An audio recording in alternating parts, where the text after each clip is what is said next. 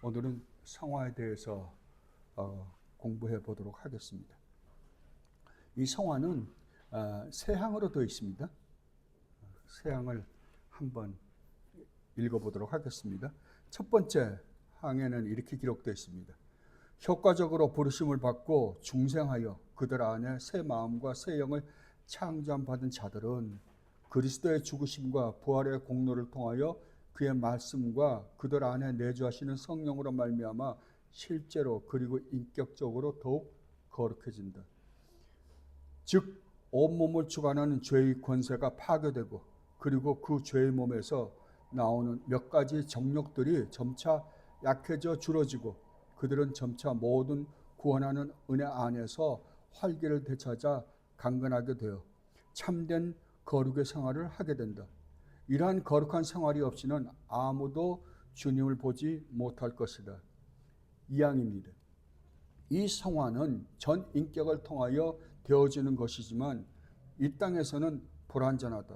그래서 모든 부분에 얼마간의 부패의 잔재들이 여전히 남아있으며 그로 인하여 계속적이고 화해될 수 없는 전쟁이 일어나 육체의 소욕은 성령을 거스리고 성령은 육체를 거스려 싸운다. 사망, 그 전쟁에서 그 남아있는 부패한 모습이 당분간은 상당히 우세할지 모르나 그리스도 이 성결케 하는 영으로부터 힘을 계속적으로 공급받음으로써 중생한 부분이 이기게 되고 그리하여 성도들은 은혜 안에서 자라나고 하나님을 경외하는 가운데서 거룩함을 온전히 이룬다. 아멘. 웨스트민스터 신앙 고백을 기록하신 우리 믿음의 선배들이 이 성화에 대해서 정의를 내릴 때 첫 번째, 이 성화는 성도가 이 세상을 살아가는 데 있어서 반드시 필요한 것인가? 필연적인 것인가? 뭐라고 이야기해요? 예, 반드시 있어야만 되는 것이다 라고 이야기를 합니다. 지금까지 우리가 살펴보고 있는 웨스트민스터 신앙고백 지금 14만까지 우리가 살펴볼 때 여러분 가만히 한번 웨스트민스터 신앙고백 1항서부터 14만까지를 이렇게 한번 머릿속에 그려보세요. 처음에 뭐였어요? 성경에 대해서, 그 다음에 하나님에 대해서, 우리 주님 예수 그리스도에 대해서 뭐 이렇게 저렇게 이야기하잖아요. 그리고 나중에 뭘 기록했냐 그러면은 구원의 과정이 어떻게 전개되는가에 대해서 지금 기록하고 있는 거거든요. 처음에 하나님께서 창전의 영원한 작정 속에서 택하신 하나님의 백성들을 하나님은 이 역사 안에서 어떻게 구원해 내시는가, 구원해 내시는데 어떠한 과정을 통해서 구원하시는가를 지금 설명하고 있는 중이에요. 근데 창전에 택하신 백성들을 어떻게 하신다? 그들을 구원하기 위해서 하나님은 예수 그리스도를 통해서 구원하시는 거거든요. 그러나 그것이 우리에게 적용되기까지 어느 과정을 거치는가? 어떻게 하냐 그러면 처음에는 부르신다는 거죠. 부르시는데 그러면 하나님이 우리 부르실 때 하나님께서 창전에 택하신 백성들이 응답을 하느냐 못한다는 거죠. 왜 못하느냐? 왜냐하면 영적으로 죽어있는 자들이기 때문에 그렇다. 그러면 하나님이 부르실 때 반응을 하고 그 다음에 이 믿음을 고백하고 구원을 받아야 되는데 하나님께서 택하신 백성들이 영적으로 죽어있기 때문에 어떤 일이 먼저 전개되어야 하냐 그러면은 태어나는 일이, 새로 태어나는 일이, 우리가 거듭나는 일이 반드시 선행되어져야 된다라고 이야기를 합니다. 그래서 하나님의 유효한 부르심이에요. 그냥 대중적인 부르심이 아니라 하나님의 택하신 백성들을 구원해내는 부르심이에요.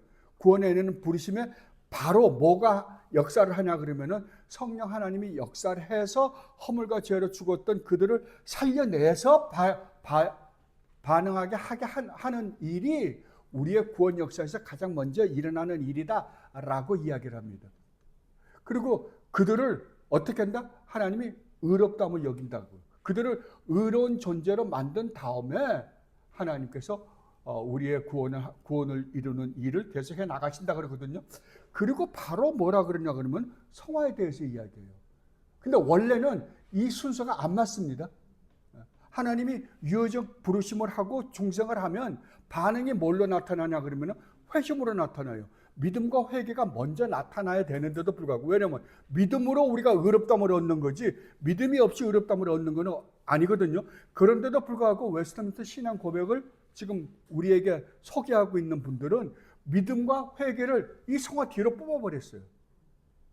그러면 그분들이 그 순서를 몰라서 그러냐? 누구보다도 잘 알고 계신 분들이에요.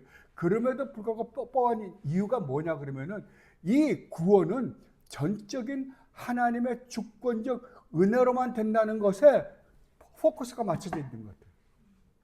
이게 가장 중요한 거가 돼서, 왜냐하면 자칫 잘못하면 믿음이 어떤 역할을 하냐 그러면은, 잘못 오해를 하면 믿음이 우리가 의롭다함을 얻는데, 구원을 얻는데 어떤 역할을 한다라고 생각을 할까봐 이들이 뒤로 뽑아놓은 것 같아요.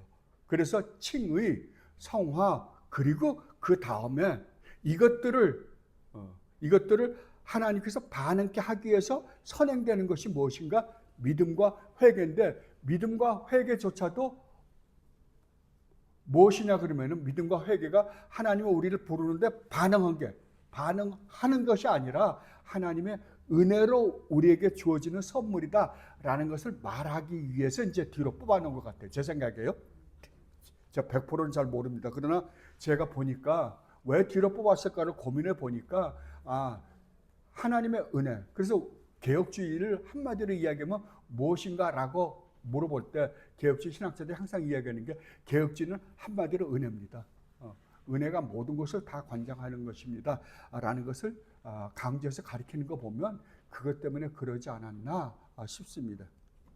그런데 이 성화라는 말의 의미는 거룩하게 하다, 거룩하게 만든다라는 의미예요. 또 다른 말로 하면 따로 떼어놓는다, 성별시키다, 이런 의미를 갖고 있어요. 그러니까 성화가 뭐라고요? 거룩하게 한다, 거룩하게 만든다. 그럼 누구를? 구원받은 하나님의 백성들을 하나님께서 거룩하게 만들고 거룩하게 하는 것을 뭐라 그런다? 성화라고 그런다고. 그러면 거룩이란 말의 의미가 무엇인가? 이게 하나님께 사용될 때하고 우리에게 사용될 때하고 의미가 완전히 다릅니다. 그러니까 똑같은, 그러니까 내용적으로 보면 사전적 의미로 볼 때는 같은데요, 그 내용으로 볼 때는 완전히 다릅니다. 거룩이란 말은 하나님께 적용이 될 때는 어떤 의미를 갖고 있냐 그러면, 하나님은 모든 것을, 거룩이란 말의 의미가 뭐냐 그러면은 분리되다, 떨어지다, 이런 말이거든요. 그러니까 분리되는데 하나님이 분리되신 분이에요. 그러니까 무엇으로부터 분리되느냐라고 할 때 모든 피조 세계로부터 분리되신 분이에요. 모든 피조 세계로부터 분리된다라는 말의 의미가 뭐냐 그러면, 하나님은 초월적 존재이시다라는 의미입니다.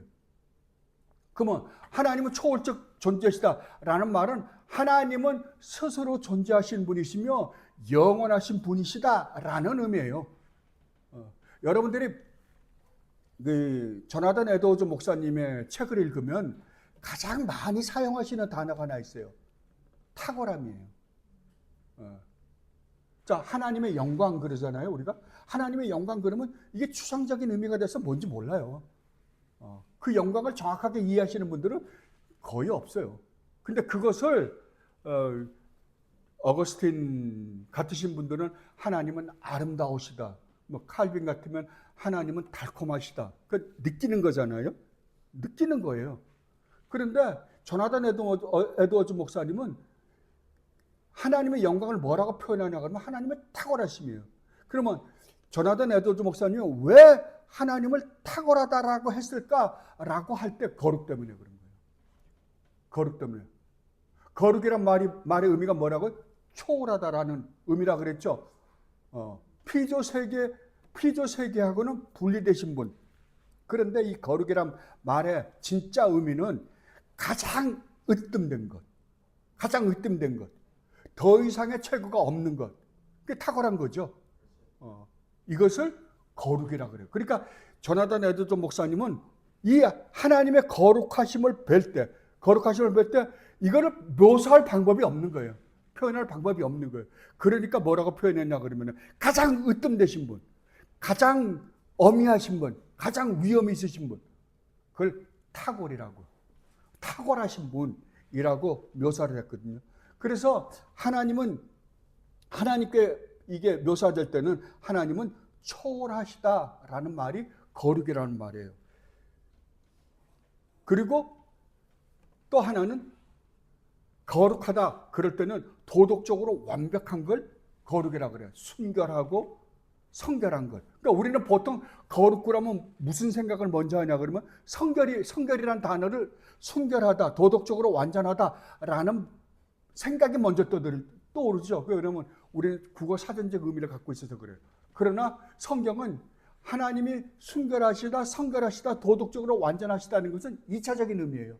1차적인 의미가 뭐냐면 초월하시다요. 여러분, 오늘날 참 기독교가 잘못된 방향으로 나가게 한 것 중에 하나가 뭐냐 그러면 하나님의 여러 가지 성품이 있는데 그 성품 중에서 특별하게 하나님은 사랑이시다라는 것 가지고 모든 것을 해결하려고 한 게 오늘날 교회의 가장 큰 문제인 것 같아요. 하나님은 사랑이시니까 우리가 아무렇게나 해도 하나님은 우리를 용서해주고 받아주시고 우리에게 축복을 해주시는 분이시야 라고 생각하게끔 만들어버린 거예요. 내가 아무렇게나 해도 괜찮다고 생각을 한 거예요. 그런데 여러분, 우리가 처음에 하나님에 대해서 공부할 때 하나님의 여러 가지 성품이 있었잖아요. 이 성품 중에 하나님의 성품 중에 가장 중요한 성품이 뭘까요? 거룩입니다. 거룩이에요. 다른 말로 하면 이 거룩이라는 말은 하나님의 성품 중에 하나로 표현하기도 하지만 하나님의 성품 전체를 섞어서 한마디로 표현하면 하나님은 거룩하신 분이시다라고 이야기하는 거예요. 그러니까 이 거룩이 없어지고 나면 나중에 기독교는 남을 게 아무것도 없습니다. 여러분, 성경을 가만히 읽어보면 재밌습니다. 하나님은 사랑이시다라는 표현이 있어요? 없어요. 하나님은 의로우시다라는 말 있습니까? 없습니다. 하나님은 선하시다라면 없습니다. 그런 표현이 없습니다. 근데 유일하게 거룩만은 하나님은 거룩하시다라는 표현은 유일하게 거룩밖에 없습니다. 그렇다면 하나님의 거룩이 없이는 나머지 성품은 우리가 논할 이유가 없는 거예요. 안 되는 거예요. 그런데 이 거룩을 배제해 놓고 사랑을 강조를 하니까 어떻게 된 거예요? 이게 그냥 말이 안 되는, 기독교에서 말하는 하나님이 아닌 잘못된 하나님을 지금 교회에서 세워놓고, 그리고 이가 우리를 죄 가운데서 인도해낸 예수 그리스도라고 가르치고 있는 거예요. 구약의 이스라엘 백성들이 하나님을 섬겼어요. 성전에서 하나님을 섬겼어요. 그런데 그 성전에 또 뭘 지었냐 그러면 바알이나 아세라나 이런 이방신들을, 우상을 섬겼어요. 같이. 그래놓고 그들을 만들어놓고 금송아지를 만들어놓고 뭐라 그랬다고요? 이가 우리를 애굽에서 인도해낸 여호와 하나님이라고. 오죽하면 내일이 여호와의 절기이니 내일 우리가 하나님께 경배를 드리자 라고 이야기한다니까요. 똑같은 현상이 있다고요. 그래서 하나님은 선지자를 통해서, 예레미야 선지자를 통해서 뭐라고요? 여기가 여호와의 전이라 하는 거짓말 믿지 말라. 이게 여호와의 전이냐? 거룩하신 하나님이 거하신 곳이냐? 하나님의 이름을 두기 위해서 너희들에게 허락한 장소냐? 아니다라는 거죠. 그렇다면 하나님의 거룩이 임재하고 있지 않는 모든 장소는 아무 의미 없는 거예요. 근데 하나님이 우리를 보고 우리 주님이 택하신 백성들을 보고 뭐라 그러냐 그러면, 우리 주님이 성전이잖아요. 택하신 백성들을 보고 내가 내 이름을 둔 곳이 어딘 줄 아느냐? 이제 예수 그리스도 안에서 구원받은 너희들이 내가 내 이름을 두기 위해서 놓은 장소다라고 그러는 거예요. 그래서 하나님께서 택하신 백성들, 구원받은 하나님의 백성들을 뭐라 그래요? 성전이다 그러는 거예요. 그러면 우리가 뭐라는 거예요 지금? 우리가 성전이라고 하면 우리가 거룩한 장소잖아요. 하나님이 임하고 계신 거룩한 장소라니까요. 그렇다면 우리에게서 나가는 게 뭐겠어요? 여러분 한번 생각해 보세요. 자, 하나님이 계세요. 그러니까 아무것도 없는 때 하나님밖에 안 계셨어요. 하나님밖에 안 있는데 여러분 각자가 생각해 보세요. 하나님이 여러분만 창조했어요. 한 사람만 딱 창조했어요. 한 사람만 딱 창조했다 그러면 하나님이 창조한 이 사람은 어떤 존재로 창조했을까요? 어떻게 창조했을까요? 어떤 존재로 창조했을 것 같아요? 하나님은 하나님이 가지고 있는 성품 외의 것을 창조할 수가 없죠. 그러면 여러분 한 사람만 이 세상에 아무도 없는데 여러분 우주도 없어요. 아무것도 없고 여러분 하나만 딱 창조했다라고 한다면 이 창조된 이 인간은 누구를 꼭 닮은 인간이냐 그러면 하나님을 딱 꼭 닮은 인간이에요. 왜냐면 하나님은 하나님이 가지고 계신 성품을 담지 않은 존재를 만들 수가 없어요. 그죠? 그렇죠? 만들 수가 없어요. 그러면 딱 닮은 인간을 만들었어요. 근데 이 인간이 하나님과 아름다운 관계를 가지고 살려면 율법을 지켜야 돼요. 율법을 지키지 않는다면 관계가 끊어진다고 예를 들어보자고요. 근데 율법을 줬는데 율법을 안 지켜서 끊어져 버렸어요. 그러면 이자는 하나님과 분리됐잖아요. 하나님을 분리가 됐기 때문에 하나님의 성품을 가진 자가 아니라 하나님과 이게 원수가 되는 존재로 변해버렸거든요. 그런데 하나님이 이 존재를 다시 회복시켰다고 한번 생각해 보세요. 하나님 어떤 방법을 쓰든지 간에 그 방법을 써서 다시 이자를 회복시켰다고 한다면 이자는 누구를 닮은 거예요? 하나님을 닮은 거죠. 그러면 이자에게서 나와야 되는 건요. 하나님이 필요한 거는요. 하나님이 필요한 건 이자를 통해서 무슨 일을 하는 게 아니라고요. 여러분 오늘날 성도들 보고 성경이 가장 우리에게 원하는 것이 무엇인가 라고 이야기하면 별의별 대답을 다 할 거예요. 선교가 최고입니다. 예배입니다. 뭐 별의별 걸 다 이야기할 거예요. 성경 뭐라 그래요? 아니다라요. 아니다. 근데 오늘날은 하나님은 사랑이시다. 전도가 모든 걸 다 잡아먹어 버렸어요. 다 말아먹어 버렸어요. 전도만 하면 내가 이 세상에서 아무렇게나 막 살아도 전도만 하면 나는 괜찮다라고 생각하는 세상이 되어버리고 말았어요. 근데 우리가 지금 예를 들어보면 우리가 분명히 이해할 수 있지만 하나님을 회복시킬 때에는 어떻게 회복시킨 거예요? 하나님을 꼭 닮은 존재로요. 그러면 이 회복된 이 인간이 드러낼 수 있는 것은 뭐밖에 없겠어요? 하나님의 성품이에요. 거룩이에요. 거룩밖에 없다니까. 그래서 사도들이 계속해서 하는 이야기가 이거잖아요. 하나님의 뜻은 이것이니 곧 너희의 거룩함이라. 구약에서 레위기를 읽어보면 레위기 주제가 뭐예요?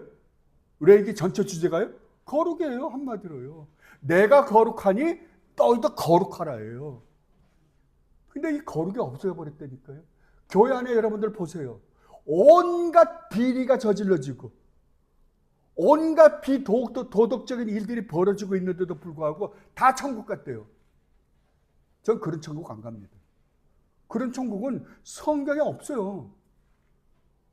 목사들은 교회를 팔아먹질 않나? 사람 수 머리 숫자대로 전 한국 와서 너무 놀랐어요. 어떻게 이렇게까지 타락할 수 있는가? 교회 본질이 없어졌다니까요. 기독교의 본질이 없어졌어요. 그러니까 하나님의 본질이 거룩이라고 한다면 우리에게서 나타나야 되는 게 뭐가요? 거룩이 나타나지 않는다면 우리는 거짓된 신자라고요. 그래서 지금 히브리서에서 사도가 이야기한 게 그러잖아요. 거룩이 없이는 하나님을 볼 수 있다 없다? 없다고요. 없어요. 절대 없어요. 이제 그렇다면 그 거룩이 어느 정도 우리는 완전해야 되느냐 이런 의문이 생기잖아요. 거기에 대해서 이제 살펴볼게요. 그러니까 여러분 항상 기억하세요. 하나님이 원하시는 게 뭐예요? 하나님께 영광을 돌린다라는 말의 의미는 뭐냐 그러면은 하나님이 거룩하신 것 같이 거룩하게 살 때에 우리는 하나님께 영광을 돌리는 거예요. 하나님을 즐거워한다, 하나님을 기뻐한다, 하나님께 영광을 돌린다라는 말 똑같은 말이에요. 다. 하나님을 즐거워한다. 하나님 뭘 즐거워해요? 하나님의 거룩하심을 즐거워하는 거예요. 여러분 이걸 기억하시고, 만에 하나라도 나에게서 거룩이 나오지 않는다고 한다면 우리는 회개해야 돼요. 반드시 회개해야 됩니다. 그렇다면 구원받은 백성, 하나님의 백성에게는 이 거룩이란 말의 의미가 무엇인가 라고 할 때, 첫 번째는요, 이 세상에 살고 있는 사람들, 지금 이 세상에는 어떤 사람들이 살고 있어요? 아담의 후예들이 살고 있죠. 많은 인간들이 살고 있잖아요. 이 세상의 인간들은 이제 두 부류의 인간밖에 없습니다. 수많은 나라가 있다 할지라도 성도의 입장에서 볼 때, 하나님 나라 입장에서 볼 때는 두 나라밖에 없고 두 민족밖에 없습니다. 하나는 사탄에게 소속되어 있는 백성들, 하나님은 하나님께 소속되어 있는 백성들. 이 둘은 분리되어 있어요. 그러면 성도는, 과거에는 우리는 어디에 소속되어 있던 자들이에요? 사탄의 나라에 소속되어 있는 사람이었어요. 그런데 우리 주님이 오셔서 십자가를 통하여 우리를 구원하여 어느 나라 백성으로 바꿨냐 그러면은 하나님 나라 백성으로 바꿨어요. 그래서 성도는 이 세상 사탄의 나라에 소속되어 있는 백성이 아니에요. 그들과 분리된 자들이에요. 분리된 자들. 자, 그러면 우리가 하나님 나라 백성이요? 우리가 하나님의 자녀들이라 칭함을 받는 존재들이라고 한다면, 우리가 이 세상에 살면서 우리를 통해서 나타나는 게 뭘까요? 하나님 나라잖아요. 우리가 하나님 나라 백성, 그러니까 사탄의 나라에 있던 우리가 우리 주님 예수 그리스도의 나라 백성으로 옮겼거든요. 옮겼다고 한다면, 과거에 우리가 사탄의 나라에 살 때에는 나타났던 게 뭐였어요? 죄밖에 없었어요. 그렇죠? 그러나 이제 하나님 나라 백성으로 바뀌었다고 한다면 우리에게서 나타나는 게 뭘까요? 하나님 나라 성품이겠죠. 다른 말로 하면 하나님의 자녀가 된 우리가 하나님 자녀라는 것을 증명하는 것이 우리가 이 세상에 사는 삶이라고요. 성도는 내가 하나님 나라 백성이며 하나님의 자녀라는 것을 증명하며 사는 사람들이에요. 이게 안 나타난다면 그건 하나님 나라 백성이 아니라고 성경은 이야기하는 거예요. 아니라고, 처음부터 아니라고.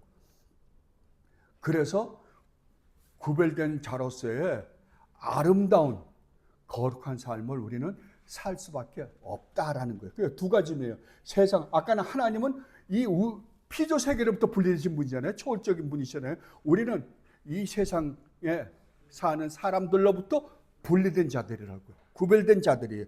그리고 또한 성결한 사람들이라고, 도덕적으로 깨끗한 존재라고요.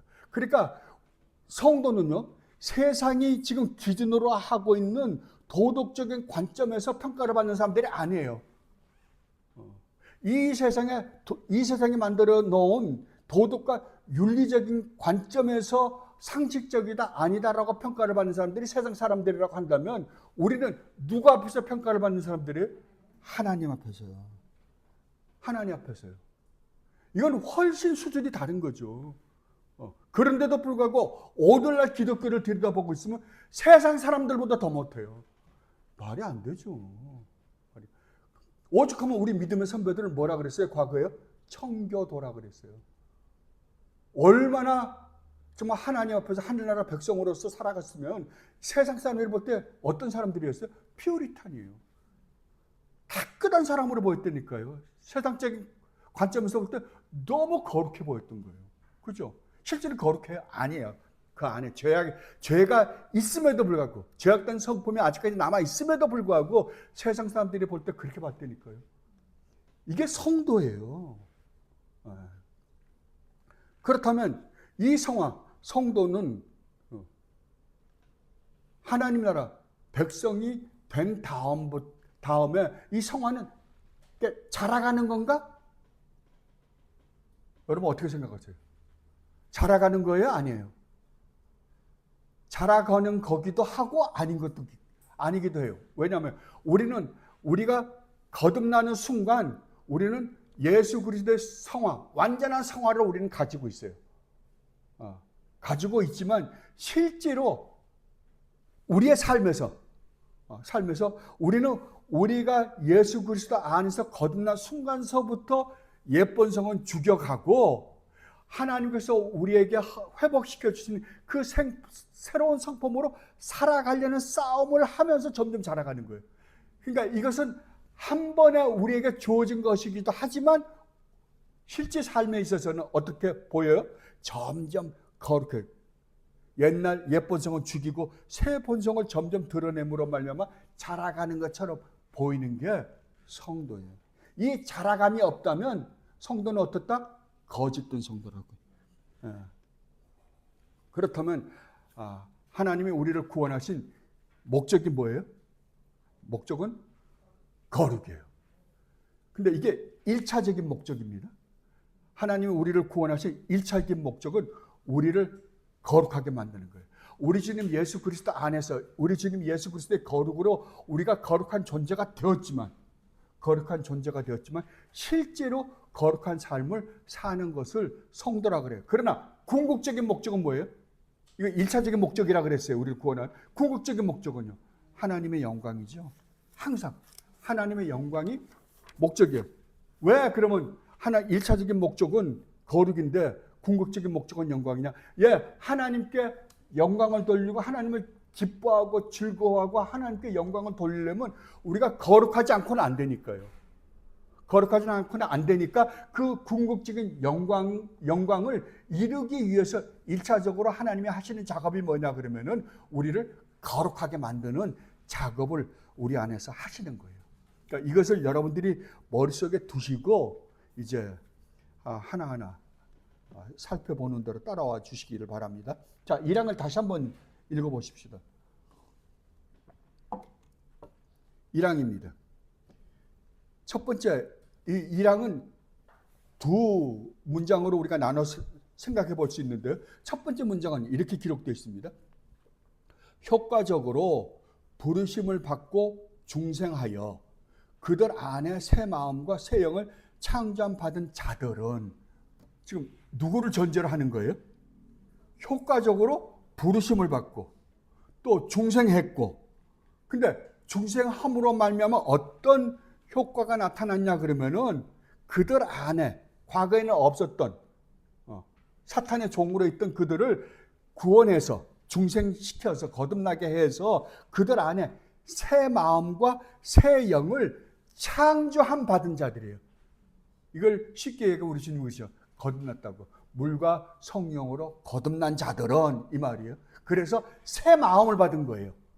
과거에 가지고 있던 마음이 아니라 이제 그 마음을 없애고 새 마음을 우리 주님께서 주셨다는 거거든요. 받은 자들은 그리스도의 죽으심과 부활의 공로를 통하여, 그러니까 쉽게 이야기하면 구원을 받은 하나님의 백성들은 이제부터 그리스도의 죽으심과 부활의 공로를 통하여, 공로로 말미암아 그의 말씀과 그들 안에 내주하시는 성령으로 말미암아 실제로 그리고 인격적으로 더욱 거룩해진다. 그러니까 거룩이, 그러니까 성화가 발전되어 가고 있는 모습과 같은 표현을 하고 있잖아요. 왜 그렇다고요? 이제 거듭나자마자 우리에게는 아직까지 뭐가 있으니까요? 옛 본성이 남아 있으니까 새 본성이 들어와 있는데 새 마음과 새 영이 들어와서, 그러니까 새로운 성향을 가지고 태어나기는 했는데 새로운 성품이 들어왔는데 옛 본성이 남아 있다니까. 그러면 이 갈등 속에 우리가 있을 거 아니에요. 세상 사람들은 없어요. 세상 사람들은 옛 본성밖에 없어요. 죄를 짓고 싶어하는 마음밖에 없어요. 하나님에 대한 생각은 전혀 없어요. 제가 여전번에도 말씀드렸지만 구도자란 말이 맞다 틀리다?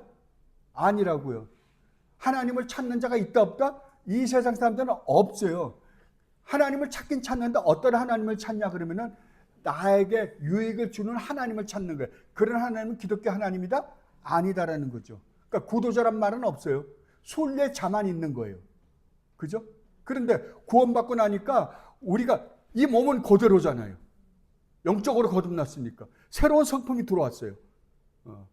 그러니까 무슨 일이 벌어지냐 그러면 거듭 딱 났는데 보니까 예쁜 성을 가지고 있었거든요.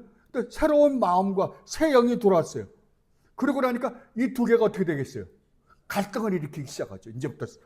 그러니까 치열한 싸움이 벌어지는 거예요. 이 싸움이요, 여러분 장난 아닙니다.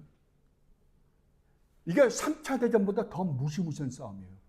실제로 여러분들 신앙생활 하면서 겪어보면 이 싸움이 얼마나 무시무시한지 몰라요. 그래서 이걸 죽이고, 근데 이게 쉽게 죽질 않아요. 이게 예쁜 성이.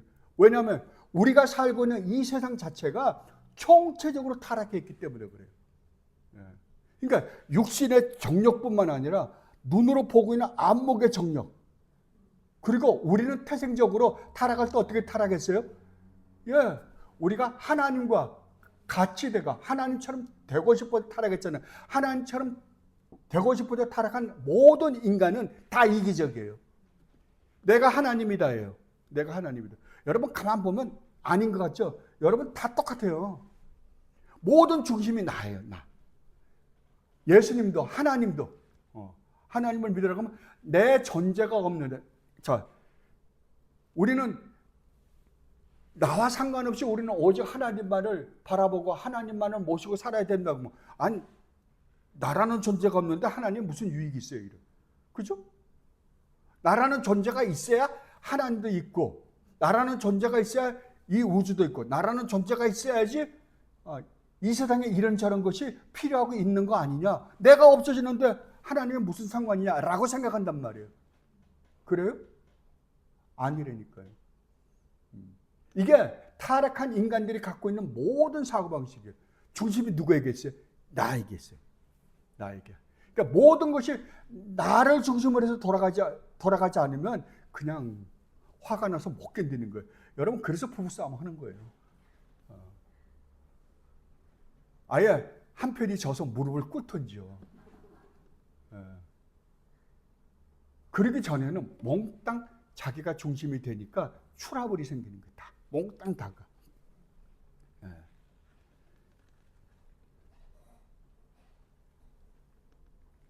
그래서 우리 주님의 죽으심과 부활의 공로를 통하여 또 무엇을 도구로 삼냐 그러면은 그의 말씀과 그들 안에 내주하시는 성령으로 말미암아 실제로 그리고 인격적으로 더 거룩해진다. 자, 그렇다고 한다면 우리가 거룩해지기 위해서, 우리가 정말 이 치열한 싸움에서 우리가 이기기 위해서 필요한 게 뭐라 그러는 거예요? 지금 여기서는? 말씀과 성령이라 그러는 거예요. 성령의 도우심이 필요하다 그러는 거예요. 그렇다고 한다면 여러분이 신앙생활을 하는데 여러분이 말씀을 읽지도 않는다. 말씀 묵상하지도 않는다. 말씀에 대한 아무런 필요성을 느끼지 못한다 그러면은 신앙이니까요, 아닐까요? 성경은 불가능이라고 그래요. 그럼에도 불구하고, 그러니까 제가 그랬으니까 알아요. 제가 40살이 넘을 때가, 전 기독교 가정에서 태어났습니다. 기독교 가정에서 태어나서 기독교 가정에서 자랐는데도 불구하고 평생을 저는 교회를 떠나본 적은 없어요. 그 전날 막 이렇게 밖에 나가서 막 놀다가 집에 늦게 들어와서 좀 나쁜 냄새를 풍기면서도 그 다음날 교회는 갔어요. 왜 갔을까요? 몰라요, 저도요. 하나님도 모르고 예수도 모르고 성경책은 교회 들어갈 때 갖고 들어갔다가 나오면 때 트렁크에 넣었다가 집에도 안 갖고 들어가요. 트렁크에 넣고. 왜? 그럼 다음에 또 가야 되니까. 신앙인이? 아니에요. 그런 사람들이 부직이에요. 하나님 말씀하고는 아무 상관이 없어요. 그럼에도 불구하고 그 사람들이 죽으면 뭐라 그래요? 다 천국 같대요. 다 천국 같대요. 지금 웨스트민스터 신앙 고백이 그걸 지적해주고 싶은 거예요. 그런 신앙인이 그렇게 거듭난 사람은 없다요. 그러니까 불가능이다라고 하는 거예요. 그래서 이 첫 번째, 1항의 첫 번째 그 문장에서 지금 웨스트민스터 신앙 고백이 가르쳐주고 싶은 건 뭐냐 그러면, 그렇다면 누가 거룩한 삶을 살 수 있는가예요. 아까 우리가 살펴봤듯이 누가 거룩한 삶을 살 수 있어요? 효과적으로 부르심을 받은 사람, 중생한 사람. 303페이지입니다. 303페이지 그 맨 위에요. A 그 아래예요. 누가 거룩한 삶을 살 수 있는가? 효과적으로 부르심을 받은 사람, 중생한 사람. 이거를 또 다른 말로 새 마음과 새 영을 창조함 받은 사람. 이 사람들이 거룩한 삶을 살 수 있고, 이들은 당신이 정말 하나님의 효과적 부르심과 또 거듭나고 하나님으로부터, 성령 하나님으로부터 새 마음을 받은 사람들이라고 한다면 너희는 어떻게 살아야 된다?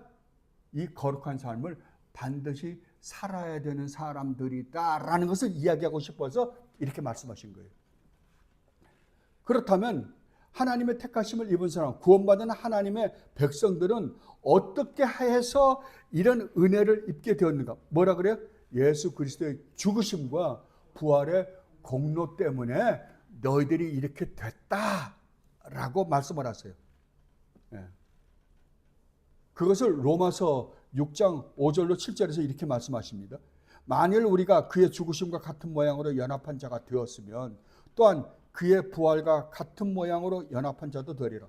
우리가 알거니와 우리의 옛사람이 예수와 함께 십자가에 못 박힌 것은 죄의 몸이 죽어 다시는 우리가 죄에게 종로로 타지 아니하려 함이니 이는 죽은 자가 죄에서 벗어나 의롭다함을 얻었기 때문이다. 아멘. 얼마나 정확하게 지금 이야기해 주고 있습니까? 그리고 그렇다면 우리에게 구원받은 하나님의 백성들에게 성화의 삶을 살게 하는 원동력은 무엇인가? 무엇이 우리로 하여금 성화의 삶을 살게 해주는가라고 할 때 웨스트민스터 신앙고백은 이렇게 기록하고 있어요. 우리에게 주신 말씀과 성도 안에 내주하시는 성령으로 말미암아. 자, 그렇다면 아까 조금 전에 제가 말씀드렸듯이 말씀을 읽고 묵상하지 않고 연구하지 않는 사람이 구원받은 사람이다? 불가능이다. 절대 아닙니다. 있을 수 없다고 지금 이야기하는 거예요. 그런데 교회에서 성경책 일독해 보신 분 손들어 보라 그러면 거의 없습니다. 거의 없습니다. 그리고 어떤 분들은 죄송한 말씀입니다. 그게 저에게 필요한지 그게 저는 의문이에요. 지금도 계속해서. 그래서 여러분들에게 말씀드립니다. 1년에 필독하시는 분들이 있어요. 성경책을 쓰시는 분들. 저는 왜 쓰는지 이해가 안 돼요. 그리고 성경을 나는 1년에 2번은 읽어. 근데 그게 읽는 게 의미가 있는지 전 잘 모르겠어요. 성경은 읽는 게 아니에요. 그 안에 있는 내용을 우리가 매주 와서 목사님 설교를 듣잖아요. 왜 설교 들고요? 성경을 해석해 주는 거거든요, 우리에게. 그 안에 있는 의미를 해석해 주는 거예요. 그럼 우리가 성경을 그냥 읽는 게 중요한 게 아니라 그 안에 있는 의미를 아는 게 중요할 거 아니에요. 그 의미를. 근데 의미하고는 전혀 상관없이 성경을 1년에 난 한 번은 읽었어. 2번은 읽었어. 자칫 잘못하면 우리 목사님 계속해서 지금 산상설교 해석을 설교를 하시면서 말씀하시지만 잘못하면 한 번 읽었다, 2번 읽었다, 나는 한 번 필독했다, 2번 썼다라는 것이 뭐가 돼요? 자기 의의가 돼버려요. 그거 한 것이 나로 하여금 구원을 받는 것처럼 착각하게 한다니까요. 분명히 우리가 어떤 예수님을 믿는다라는 말 안에는 그런 어떤 형식적인 종교적인 행위들이 있습니다. 아까 우리가 목사님 오늘도 설명하셨듯이 금식이 있습니다. 형식적인 어떤 형태를 가진 종교적인 행위들이 있다니까요. 그러나 이 행위들이 절대 우리의 의는 될 수 없다는 거예요. 성경은요. 우리가 예배에 형태가 있습니다. 그죠? 우리가 예배에 주보를 주잖아요. 주보 주면 순서가 있죠. 순서가 있어요. 형태가 있다니까요. 그 형태는 중요한 게 아니라니까요. 그 형태가 하나님께서 우리에게 원하시는 형태가 아니라고 한다면 아무 의미 없다니까요. 그 형태가 아무리 잘 만들어졌다 하더라도 그 형태가 우리에게 자랑이 되면 그 형식은 우리를 망하는 길로 간다고요. 기도를 해야죠, 당연하게. 그러나 내가 기도했기 때문에 어떤 은혜를 받는다라고 생각하면 그 기도는 기도가 아니라고요. 이미. 내가 금식을 했다. 구제를 했다. 착한 일을 하는 게 얼마나 좋아요. 근데 그 착한 일을 한 게 하나님의 은혜를 받거나 하나님으로부터 어떤 유익을 얻는 근거가 된다, 원인이 된다라고 한다면 그건 망하는 길이라고. 성경은 그걸 망했다라고 이야기하는 거예요. 망하는 길이라고. 그러면 똑같은 구제나 똑같은 예배를 드리거나 똑같은 기도를 하거나 똑같은 금식을 했는데 그러면 우리 의가 드러나지 않는 그런 행위는 뭐냐라고 할 때 성경은 딱 한마디로 얘기해요. 하나님의 은혜를 알므로 말미암아 나오는 모든 행위여야지 그게 아니라고 한다면 너희는 잘못하는 거다. 정말 하나님이 우리 주님 예수 그리스도를 통하여 우리에게 베푸신 이 구원의 놀라운 은혜와 사랑이 너무나 고마워서 내가 구제를 하고 하나님 말씀에 순종함으로 구제를 하고 내가 기도를 하고 내가 금식을 하고 내가 무슨 어떤 종교적인 행위를 한다고 한다면 거기에는 자랑이 있다 없다? 없다고요. 자랑이 없다고. 있을 수가 없죠. 왜? 하나님께서 나에게 베풀어 주시는 그 은혜로 말미암는 결과를 내가 했기 때문이에요. 그러니까 여러분이 예수를 믿으면서 여러분들이 좋은 일 많이 할 수 있어요. 무슨 일이든지. 할 때 항상 먼저 생각하세요. 무엇이 나로 하여금 이 일을 하게 하는가? 누구를 도와줘요? 도와줘 좋은 일이죠. 착한 일이죠. 근데 내가 이 일을 하는데 이 일을 하는 근거가 무엇인가? 무엇이 나로 하여금 이 일을 하겠는가? 할 때 정말 우리 주님께서 나에게 베푸신 그 놀라운 구원의 은혜로 말미암는 일이 아니라고 한다면 하지 말라니까요. 그거 하고 여러분 지옥 가니까요. 하지 말라고요, 차라리. 그거를 지금 산상설교에서 가르쳐 주는 거예요. 하지 말라는 게 아니라 무엇이 너로 하여금 그 일을 하게 했느냐. 내가 지금 아침에 우리 와서 주일날 와서 예배를 해요. 무엇이 나로 하여금 이 예배를 하게 했는가? 그죠? 이 예배에 참석하게 했는가? 은혜가 아니라면 우리에게서 나오는 건 뭐가 나타난다? 예, 우리의 자랑밖에 나타날 게 없어. 그러니까 교회 안에서 쌈박질하는 거 아니에요. 난 죽을래기 되고 일하는데 왜 쟤네들은 뻔뻔스럽게 일도 안 하면서 뒤에서 뒷공 흉이나 보고 그런다고 싸우는 거잖아요. 그래서 이 잘못된 교리가 가르쳐지면 교회가 무서워지는 게 그래서 그런 겁니다. 자기 의가 드러나기 때문에 그래요. 자, 그렇다면 성화는 구원받은 하나님의 백성들이 하는 성화는 전적인 하나님의 사역인가 아니면 우리의 노력이 필요한가? 여러분 어떻게 생각하세요? 예, 전적인 하나님의 사역인과 동시에 우리가 해야만 하는 일이에요. 예, 그걸 데살로니가 후서 2장 13절에서 이렇게 이야기합니다. 주께서 사랑하시는 형제들아, 우리가 항상 너희에 관하여 마땅히 하나님께 감사할 것은 하나님이 처음부터 너희를 택하사 뭐라고요? 성령의 거룩하게 하심과 누가 했어요? 거룩하게? 우리를? 성령 하나님께서 진리를 믿음으로 구원을 받게 하셨다. 그러니까 하나님이 하신 일이에요. 하나님이 우리 주님 예수 그리스도 안에서 우리를 구원하여 구별시켜 놓지 않았다라고 한다면 우리는 이 일을 할 수가 없는 자들이에요. 그러나 또한 우리가 하는 일이라고 성경은 이야기하고 있습니다. 갈라디아서 5장 16절에 보면 이렇게 이야기합니다. 내가 이르노니 너희는 성령을 따라 행하라. 그리하면 육체의 욕심을 이루지 아니하라. 뭐라 그래요? 우리 보고 하라 그러잖아요. 그렇다면 이 성화는 우리가 그랬죠. 자, 효과적 부르심 누가 하시는 거예요?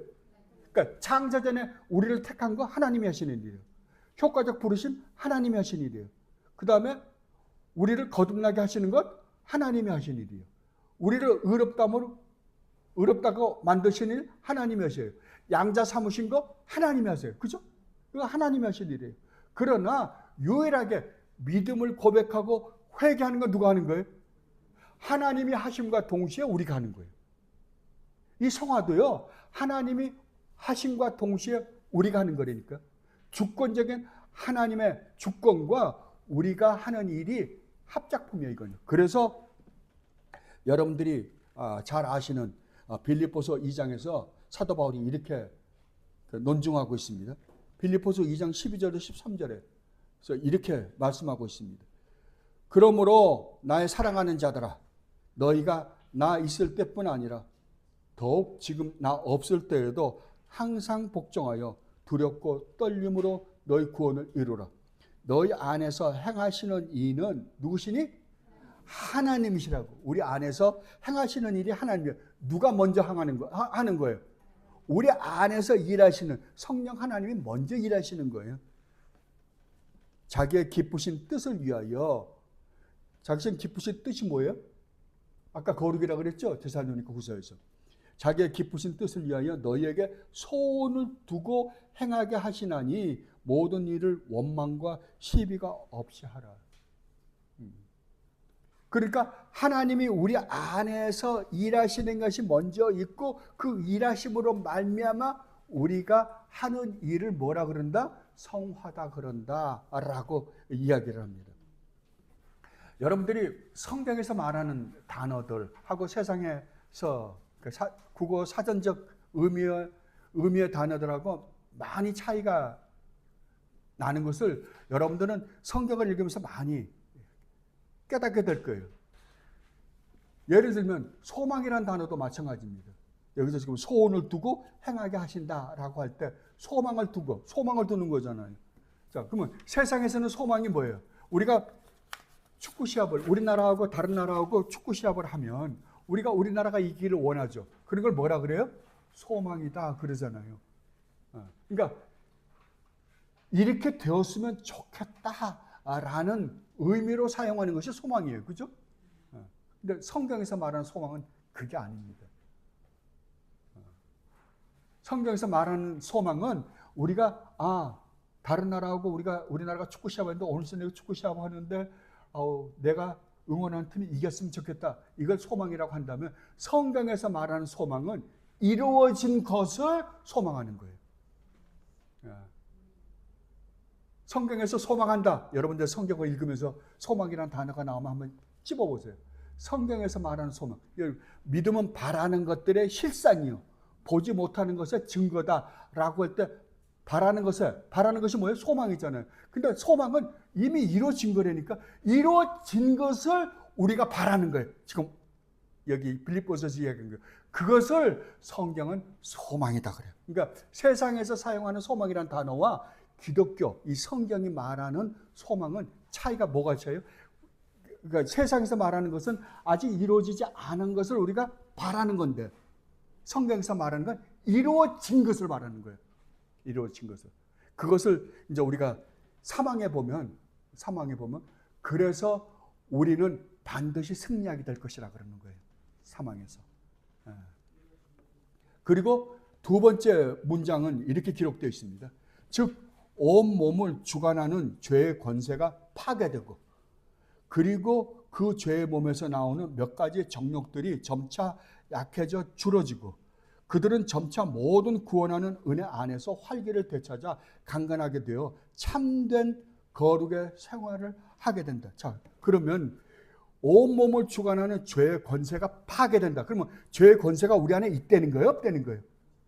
시퍼렇게 살아있다는 거잖아요. 근데 이게 파괴된대요. 죄의 몸에서 나오는 몇 가지 정욕들, 육신의 정욕, 눈으로 보는 정욕, 이생의 자랑들, 이러한 것들이 파괴돼 나가는 거죠. 그래서 히브리서에서 그렇게 이야기하잖아요. 육신의 정욕과 요한일서에서 그렇게 이야기하잖아요. 육신의 정욕과 안목의 정욕과 이생의 자랑이 우리에게서 없어지는 거예요.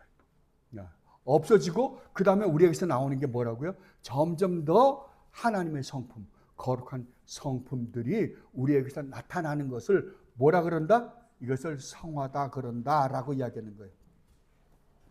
근데 첫 번째 뭐라고요? 우리 안에서 성화가 어떻게 일어나는가라고 할 때 첫 번째는 온몸을 주관하는 죄의 권세가 파괴된다라고 하는 거예요. 여러분 이제 여덟 번도 저희가 살펴봤듯이 그러니까 우리는 과거에 주님을 알고 거듭나기 전에는 죄의 지배 아래 있었습니다. 그러니까 죄가 우리를 다스렸어요. 죄가 우리를 다스리니까 우리는 꼼짝없이 그 죄의 감옥 속에 갇혀있던 자들이에요. 그럼 거기서 나올 수밖에 없는 거는 죄밖에 없어요. 여기서 죄라는 것은 하나님을 의식하지 않고 사는 거예요. 그리고 그 다음에는 죄의 지배로부터뿐만 아니라 죄의 책임까지 우리가 져야 하는 입장이었어요. 그리고 또 우리는 매일매일 그 죄가 그러니까 살면 살수록 우리 몸에 그 죄라는 것이 더덕더덕 붙어가지고 죄의 오염으로부터 그냥 보통 우리가 그냥 똥물을 쓴다 그러잖아요. 야, 똥물을 쓰고 사는 거예요, 그냥. 그런데 이제 거듭나고 나자 어떻게 됐다고요? 죄의 지배로부터 해방된 거예요. 더 이상 죄의 지배를 받지 않고 이제는 누구의 다스림을 받냐면 하나님의 다스림을 받아요.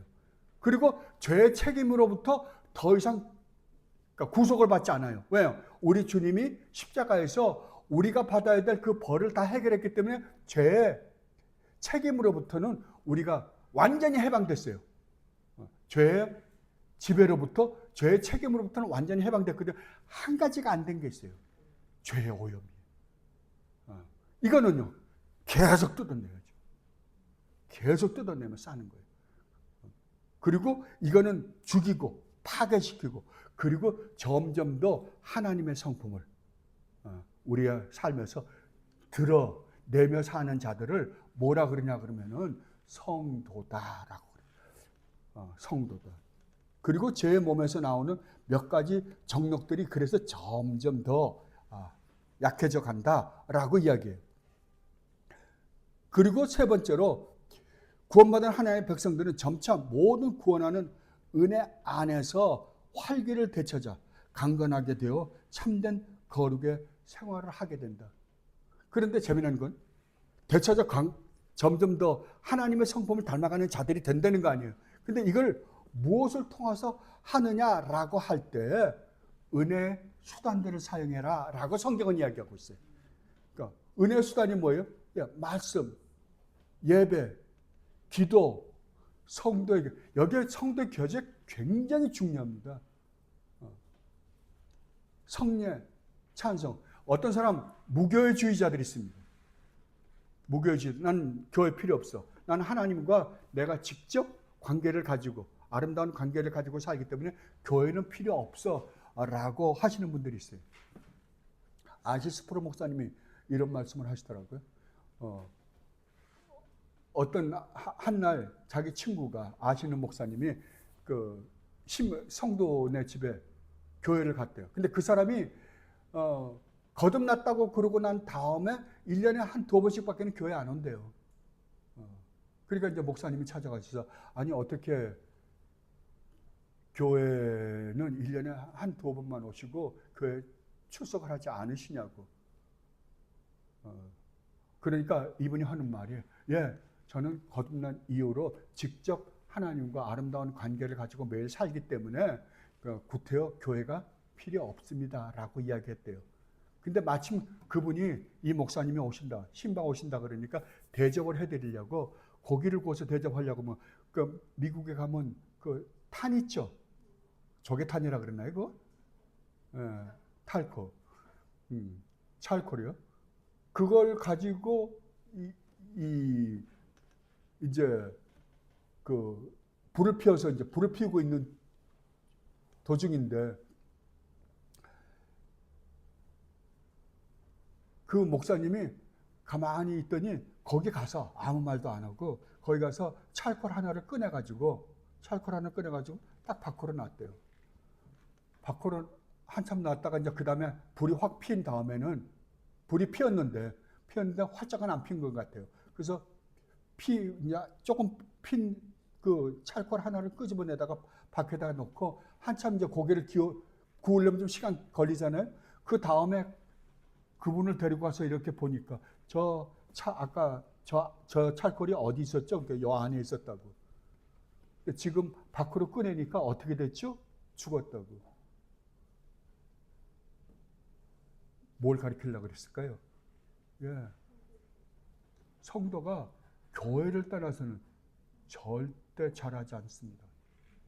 교회를 떠나서는.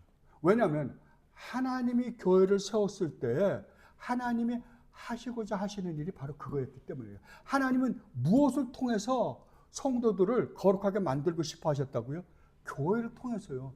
그래서 성도의 교제와 예배가 굉장히 중요한 거예요.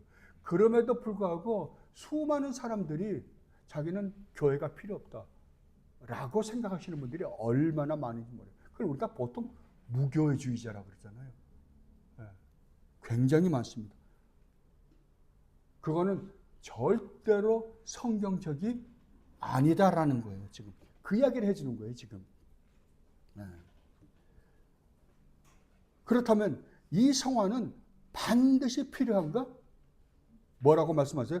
구원받은 성도에게는 반드시 드러나는 구원의 결과라고요. 반드시.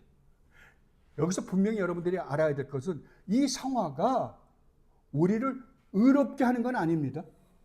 절대. 이 성화가 우리를 의롭게 하는 건 아닌데 믿음으로 의롭다움을 받은 자들에게는 반드시 나타나야 하는 증세예요. 반드시입니다. 이거는. 그래서 구원받은 성도에게는 반드시. 이 반드시란 말이 제일 좋은 것 같아요. 반드시 드러나는 구원의 결과다. 그렇다고 한다면. 그래서 우리 주님이 그러잖아요. 네가 참 믿음을 가진 자인지 아닌지를 뭘로 구분하는 줄 아냐? 뭘로 한다고요? 열매로 한다 그러는 거예요. 사과나무에 달려있으면 사과가 달릴 거고 배나무면 배가 달릴 거고. 그죠?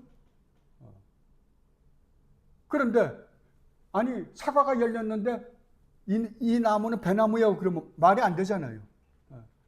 아니 주님의 나무에 붙어 있다고 한다면 성령의 열매가 맺혀야 되는데 성령의 열매는 맺히지 않고 사탄의 열매가 맺히고 있는데도 불구하고 난 구원을 받았다고요? 그럼 불가능이죠. 반드시 필요하다. 그래서 야고보서 2장에서 사도 야고보가 이렇게 이야기합니다. 어떤 사람은 말하기를 너는 믿음이 있고 나는 행함이 있으니 행함이 없는 내 믿음을 내게 보이라. 나는 행함으로 내 믿음을 내게 보이리라 하리라. 내가 하나님은 한 분이신 줄을 믿느냐? 잘하는도다. 귀신들도 믿고 떠느니라. 아 허탄한 사람아, 행함이 없는 믿음이 헛것인 줄을 알고자 하느냐? 우리 조상 아브라함이 그 아들 이삭을 제단에 바칠 때 행함으로 의롭다 하심을 받은 것이 아니냐? 내가 보거니와 믿음이 그의 행함과 함께 일하고 행함으로 믿음이 온전하게 된 거예요. 여기서 믿음이 그의 행함과 함께 일하고 행함으로 믿음이 온전하게 되었느냐. 이 말은 뭐냐면 네가 참 믿음을 가지고 있다라고 한다면 참 행함이 나타날 것이다 라는 이야기예요. 그리고 결론으로 어떻게 이야기하냐 그러면 영혼 없는 몸이 죽음같이 행함으로 나타나지 않는 믿음은 진짜다 가짜다? 가짜다라고. 가짜다. 그렇다면 여기에 또 하나 살펴볼 것은 그렇다고 한다면 그리스도인은 그리스도인데 구원받은 하나님의 백성인데 육적인 그리스도인이 있는가? 육적인 그리스도인이라는 건 계속해서 내가 세상적으로 살면서 모든 삶의 가치관이나 세계관이나 그 다음에 목적이 세상적인 건데도 불구하고 내가 구원받았다고 그럴 수 있느냐? 이게 육적인 거거든요. 그럴 수 있느냐? 가능하냐? 노예요. 없습니다. 네. 왜 그래요? 우리 안에 성령이 내주하고 계시기 때문에 그래요. 그리고 아까 우리에게 새 마음이 들어와 있기 때문에 불가능이다라고 그러는 거예요. 그러니까 그렇다고 한다면 변화가 되지 않는 성도가 존재하느냐? 아닌 거예요. 그런데 여러분들이 이제 세대주의자나 그 다음에 지방교회 사람들 특히 세대주의 쪽에 있는 많은 사람들이 뭐라 그러면 성도는 성도인데 육적인 성도가 있고 조금 더 거룩한 성도가 있다라고 생각을 해요. 있다고요? 없습니다. 없습니다. 근데 이렇게는 표현을 해요. 사도 바울이나 사도들이 어떻게 표현하냐면 네가 구원받은 하나님의 백성인데도 불구하고 어떻게 육적으로 살았던 과거의 삶 같은 삶을 살고 있느냐라고는 지적을 한다니까. 그런 지적을 사도들이 해요. 그러나 육적인 그리스도인은 가능하다 안 하다? 없다고요. 거듭난 하나님의 백성들은 모두가 다 영적으로 변화된 자들이에요. 왜? 그 안에 성령 하나님이 계시고 성령 하나님이 그의 마음을 변화시키고 그의 생각을 변화시켰기 때문에 그래요.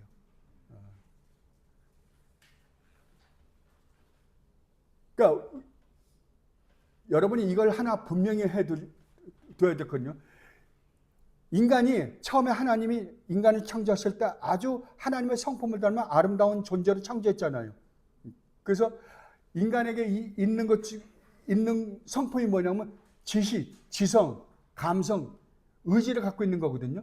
의지를 갖고 있어요. 근데 제일 먼저 타락할 때 제일 먼저 잃어버린 게 뭐냐면 지성이에요. 제일 먼저 잃어버린 게. 그렇다면 하나님이 우리를 회복시킬 때 제일 먼저 반응이 오는 게 뭐겠어요? 지성이에요. 지성. 그렇다고 한다면 우리가 예수님을 믿는데 가장 중요한 게 뭔가? 우리가 이제 나중에 믿음을 살펴볼 게 가장 중요한 게 뭔가? 지식이에요. 하나님에 대한 지식, 우리 주님 예수 그리스도에 대한 지식, 성령 하나님에 대한 지식, 우리를 구원하는 구원에 대한 지식, 모든 지식들. 그게 어디 기록되어 있어요? 하나님 말씀입니다. 그 지식이 가장 중요해요. 그 지식이 우리 마음을 감동시키고 우리 마음을 감동시킨 그것이 나로 하여금 삶으로 드러나게 하는 것을 뭐라 그러냐 그러면 신앙 생활이다라고 그러는 거예요. 그렇다면 올바른 지식을 가지지 않으면 올바른 삶이 나올 수 있을까요? 절대 없습니다. 그럼에도 불구하고 교리가 올바르지 않는데 우리는 교리는 말도 안 되는 교리를 가르치는데 우리는 십자가 걸어놓고 목사가 있으니까 가서 그것도 교회라고 앉아서 예배를 드리고 있는 모습을 우리는 얼마든지 봅니다. 근데 이러한 현상이 오늘날만 일어난 게 아니에요. 여러분 구약의 선지서들을 보면 똑같은 상황이 일어났어요. 똑같은 상황이. 그러니까 오죽하면 예레미야를 통해서 그렇게 말씀하신 거잖아요. 여기가 여호와의 전이라, 여호와의 전이라, 여호와의 전이라 하는 거짓말 믿지 마라. 너희가 이사야서 58장 같은 데 보면 야 너희가 하는 금식이 진짜 내가 말하고 너희들에게 하라고 했던 그 금식이 맞느냐? 금식을 한다고 외향적으로는 막 그려놓고 나가서는 무슨 짓 한다? 온갖 나쁜 짓은 다 하고 와서 금식을 하니까 축복해 주시옵소서. 밖에 나가서는 온갖 나쁜 짓을 다 하고 성전에 와서는 하나님 내가 여기 왔으니 나는 구원을 받았으니 하나님 나에게 축복해 주시옵소서. 하나님 뭐라 그래요? 이게 네 눈에는 도둑놈들의 소굴로 보이냐? 왜 우리가 이런 성경 공부를 하냐 그러면은 우리가 올바른 지식을 갖지 않고서는 절대 올바른 신앙생활을 할 수가 없기 때문입니다. 그래서 공부하는 거예요. 그러니까 여러분들 조금 힘드시더라고요. 제가 이거 타입을 칠 때도 20페이지가 넘는데 이걸 읽으실까? 이런 생각이 들었어요. 그러나 제가 여러분들에게 타이프 치고 또 이번에 또 타이프를 성화에 애드시켜서 또 쳤거든요. 여러분들 왜 그러냐 그러면은 지식이 없이는 절대 바른 신앙생활을 할 수가 없기 때문에 그래요. 여러분 읽고 또 읽고 또 읽어서 정말 기독교가 무엇인가 하나님께서 우리에게 원하시는 게 무엇인가를 공부하고 배워서 정말 하나님이 기뻐하시는 하나님의 참된 성도들이 되시기를 진심으로 바랍니다. 기도하겠습니다. 아버지 하나님 정말 고맙습니다. 감사합니다. 오늘도 저희들에게 이렇게 자세하게 저희들 앉혀놓고 가르쳐 주시니 너무나 고맙습니다. 아버지 이러한 놀라운 아버지의 은혜의 말씀을 저희들 마음판에 새기게 하여 주시옵소서. 그리하여 하나님께서 저희들에게 베푸신 우리 주님 예수 그리스도 안에서의 그 구원이 나를 어디까지 끌고 가는지 나를 어떤 존재가 되게 하는지까지 깨닫고 진심으로 남은 여생 주님께 감사와 찬양과 영광만을 돌리며 사는 주님의 귀한 백성들이 되게 하여 주시옵소서. 감사하며 우리 주님 예수 그리스도 이름으로 기도드립나이다.